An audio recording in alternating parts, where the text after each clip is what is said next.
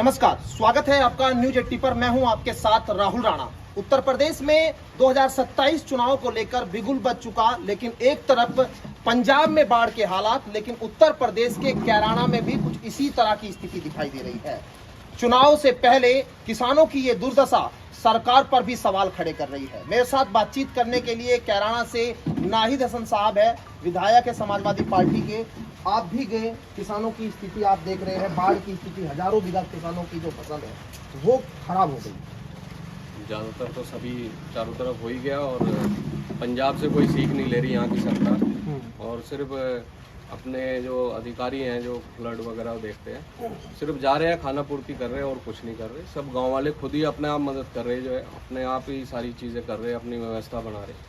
बाकी सरकार का, प्रशासन का इतना कोई मदद का वो नहीं है, जबकि बहुत दिन पहले ही इनको एक अलार्म के तौर पे अल्टीमेटम वगैरह दे दिया था कि ऐसे पानी आने वाला है, और जहाँ जहाँ जो गांव बिल्कुल नदी से लगते हुए हैं उनको सुरक्षित करें जो है, और लोगों का जो वहाँ पे है उनको बचाव के लिए वो करें। लेकिन कुछ शासन प्रशासन ने कुछ ज़्यादा ध्यान नहीं दे रहे, सिर्फ फॉर्मेलिटी हो रही है और कुछ नहीं। आप भी गए थे वहाँ पर, क्या स्थिति आपको नजर आ रही है? वही बता रहा हूँ मैं, जो है लोग बाग खुद ही अपने आप सब कुछ कर रहे हैं। सिर्फ एक दो अधिकारी आते हैं और वो खड़े होकर गांव वालों को इंस्ट्रक्शन दे देते हैं और फिर चले जाते हैं, आगे चले जाते हैं। तो कोई ध्यान नहीं है, कुछ नहीं है, सिर्फ फॉर्मेलिटी हो रही है। और पंजाब में क्या हाल है वो तो आप देख ही रहे। हम नहीं चाहते कि यहाँ हमारे क्षेत्र में भी ये हाल हो।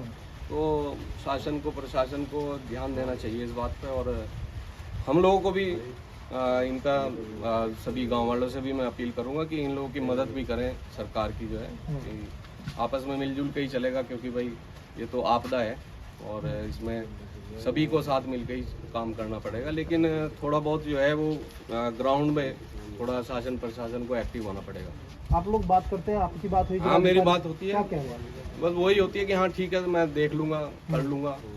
अब वही विपक्ष में है तो पता नहीं वो ध्यान भी देते हैं या नहीं देते, लेकिन हम लोग अपनी तरफ से अपनी जिम्मेदारी देते हैं, करते हैं, जो है उनको बताते भी हैं सारा।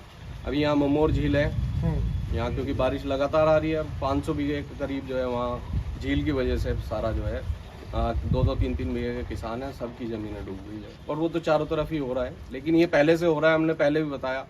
और बढ़ी और उधर का जो है, इधर ममोर सहपत में फिर दोबारा वही टूट गया जो है, तो कोई ध्यान ज़्यादा है नहीं। लेकिन इससे जो है आगे लोग बाग देख रहे हैं और सरकार को भी देख रहे हैं, भाई आगे 27 में क्या होगा, इस बात का भी अनुमान अभी से लगाएंगे कि कोई ध्यान नहीं है गरीब आदमी की तरफ सरकार का। जैसे सरकार कहती थी कि हम किसानों की आमदनी को दोगुना करेंगे, आमदनी बढ़ाएंगे। अब लेकिन जिस तरह से मैं किसानों से बात कर रहा था, मैं भी उधर गया, लोग कह रहे हैं कि अभी हमें इसका 2 साल तक कम से कम इसको झेलना पड़ेगा। 2013 की स्थिति भी आपको याद होगी, जब तो गांव के अंदर भी पानी घुस गया था। अभी तो खैर किसानों के खेत में, लेकिन किसान कह रहे हैं कि खेतों में नुकसान इस बार कुछ ज्यादा है। अब ये तो जुमले हैं भारतीय जनता पार्टी के पहले से चलते आ रहे, और अब कितनों किसानों की फसल डूब गई। अब देखते हैं क्या मुआवजा देते हैं। पहले तो जो है मूंगफली और चने बांट दिए थे, तो इससे तो पेट नहीं भरता गरीब का। तो ये सर्वे कराने की जरूरत है। सर्वे तो होना ही चाहिए। जिन किसानों की जमीनें डूब गई, उनकी फसलें डूब गई, उनको अधिक से अधिक मुआवजा मिलना चाहिए। अब जैसे चुनाव भी 27 का आने वाला है, 1-1.5 साल का भी वक्त है, लेकिन उससे पहले आप ग्राउंड पे जा रहे हैं, लोगों के अंदर किस तरह की प्रतिक्रिया नजर आती है? भाई एक तो गन्ने का तो है ही किसानों का मुद्दा, और बिजली से परेशान है लोग। आने वाले जो सरकार आएगी वो बिजली पे और किसान की समस्या, गरीब की, मजदूर की, इन्हीं पे ही तय होगी। जो आप लोग गन्ने पे आप लोग मांग कर रहे हैं लगातार। आप सदन में भी मैं सुन रहा था, आपने बहुत जोरों से मुद्दा उठाया था। आज कम से कम 230 करोड़ के करीब जो है बकाया है इसलिए। तो अब तक तो कोई चांस है नहीं जो है जो किसानों को पे बैक कर दिया जाए। उन्हीं की चीज़ जो है उन्हीं को नहीं मिल रही। आप लोग कैराना से, आप पूरी तैयारी में हैं? कैराना से चुनाव लड़ेंगे? अब वो तो लग ही रहे हैं भाई, तो घर है हमारा, हम तो 24 घंटे हिंदी में रहते हैं।